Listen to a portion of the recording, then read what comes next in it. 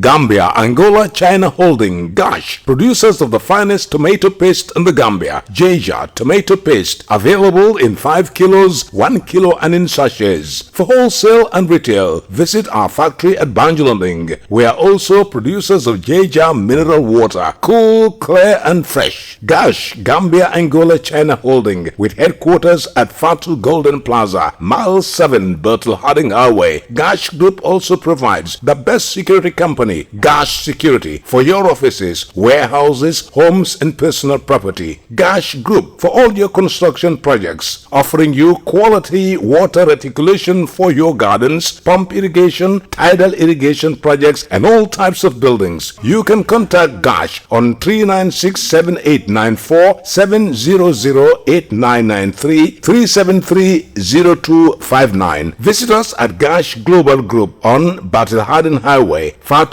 Golden Plaza. Our website www.gashglobal.com. Gambia, Angola, China Holding, Gash.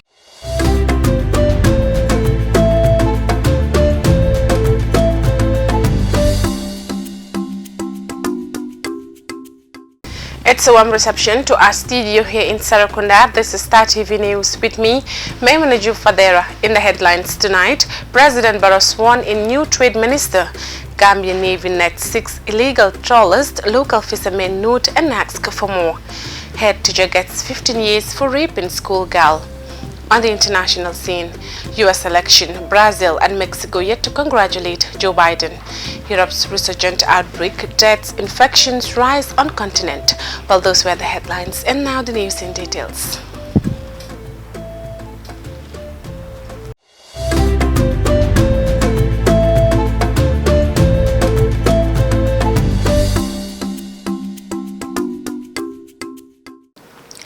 Earlier today, the President of the Republic of the Gambia, Adama Barrow, sworn in the new Minister of Trade, Industry, Regional Integration and Employment, Honorable C.D. Keita, while Jacqueline Colley tells us more.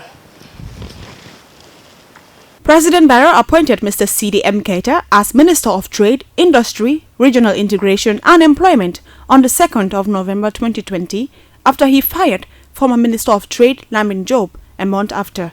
Mr. Keita, until his appointment as minister, was Director of Finance Department at the Islamic Corporation for the Development of Private Sector in Jeddah from 2011 till date. The new minister, after taking his oath before the President and his cabinet, had this to say.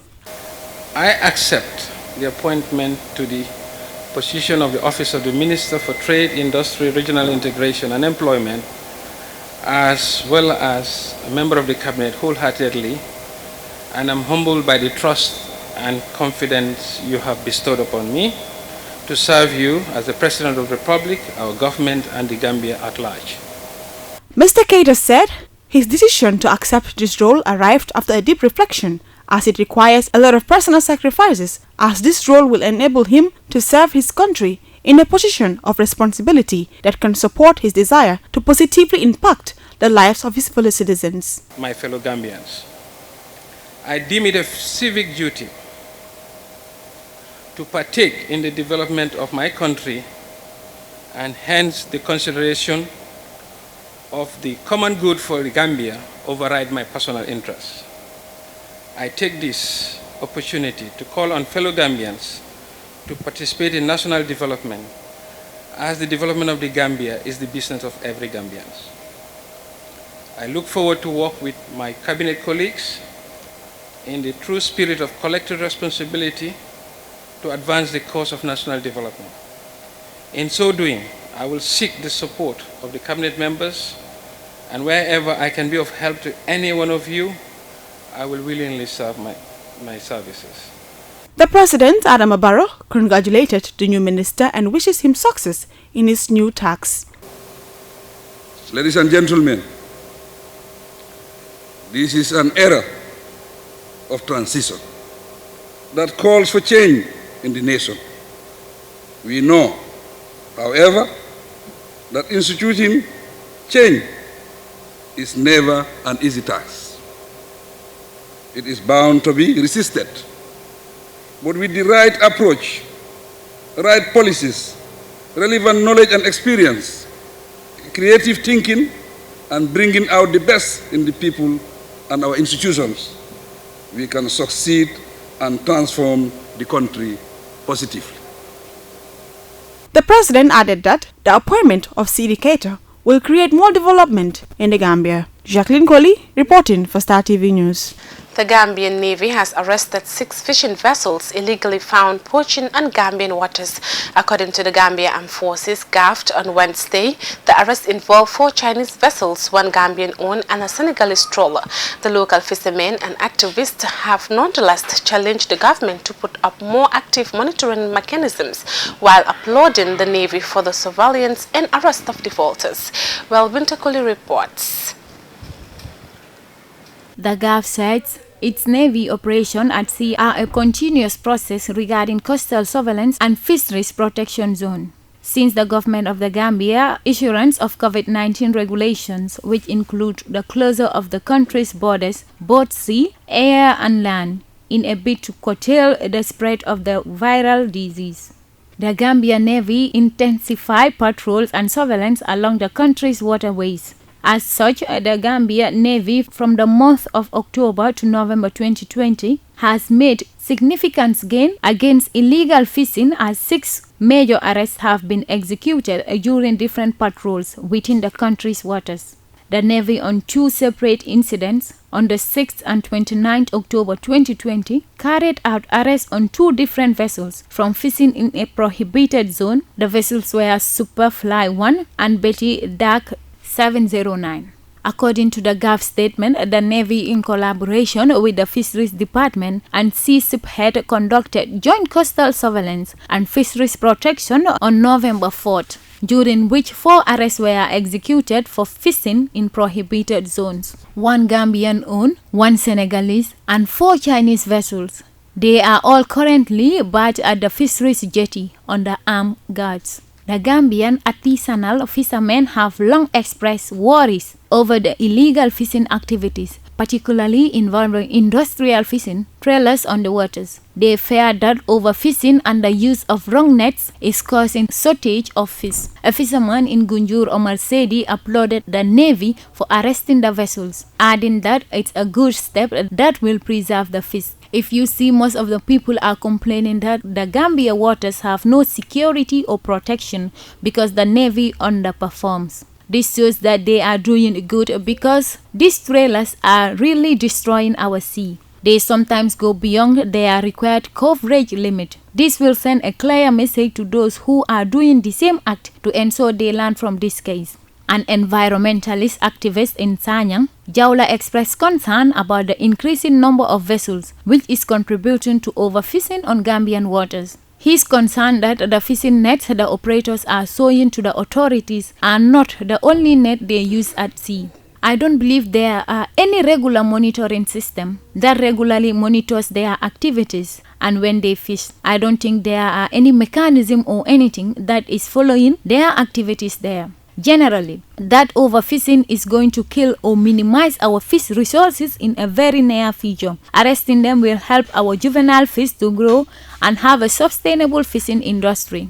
However, the fisheries officials have been referring an out-of-court settlement. Board Minister James Gomez and his permanent secretary at the Ministry of Fisheries and Water Resources, Bamba Banja, said the law that asks for $5 million fine for defaulters does not make sense, arguing that it will kill the industry. In the Malagan investigation last month, it was unearthed that the permanent secretary has taken bribes from a Chinese fish meal factory just to set the company free from any legal process. Banja has since been put on suspension as the government special committee launched an investigation into the allegation. For Star TV News, I am Binta Kuli.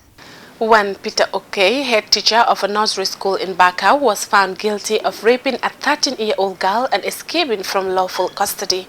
Omar Job tells us more. The trial presided over Justice Zainab Jawara Alami of the High Court. Here's the prosecution alleging that Peter Ogiyi, sometime in May 2016 in Bakau, unlawfully had carnal knowledge of a 13-year-old, and whilst under lawful custody, he escaped. The prosecution called 6 witnesses and tendered 4 exhibits in proof of its case. Delivering judgment, Justice Alami said the prosecution has disclosed that the victim was 13 years of age at the time she was raped and that she was a student but Kostu became one when she got pregnant from the rape. Justice Zainab J. Alami further described how the incident occurred, stating that the victim knew the convict and was going to school when the convict called her, and when she reached him, she held her hand and dragged her into the house and removed her wrapper, wrestling her on the bed, climbed on her and raped her. The trial judge further said the victim stated that she was bleeding and the convict took her wrapper to the bathroom, washed the bloodstain and returned it to her, and threatened to kill her if she disclosed the incident to anyone. Justice Alami further disclosed that the victim also testified that the convict forcefully had sex with her on 2 other occasions in the same room under similar circumstances and had her bound and gagged on both occasions. The judge further disclosed that the victim testified that after examination, she found out that she was 6 months pregnant and she identified the convict as the person responsible. Justice Alami said the complainant gave birth and her testimony was corroborated by the second prosecution witness and the convict's statement. Justice Alami revealed that the prosecution proved that the element of rape under coercive circumstances and she therefore found him guilty. She disclosed that the convict took advantage of the victim and raped her and that he is nothing but a predator and a pedophile. She further disclosed that the courts have special duty to protect children from the likes of the convict who is a proprietor of a nursery school. When these people abuse their positions of authority, children can no longer remain safe in their environment. And as such, a clear message must be sent out to curb this surge in our society, the judge added. She said the victim is just a child who has, through the insidious act of the convict, delivered a child of her own, which has in fact destroyed her life as she was going to school until the pregnancy and had to drop out. Justice Zainab Jawara Alami invoked Section 29 of the Criminal Code and the substitute life imprisonment punishment and sentenced Peter Ogiyi to 15 years imprisonment for the offense of rape and 2 years imprisonment for escape from lawful custody. For Star TV, I am Omar Diop. Well, those were the local stories. We'll be back with the international news after the short commercial break. Please stay tuned. We'll be right back.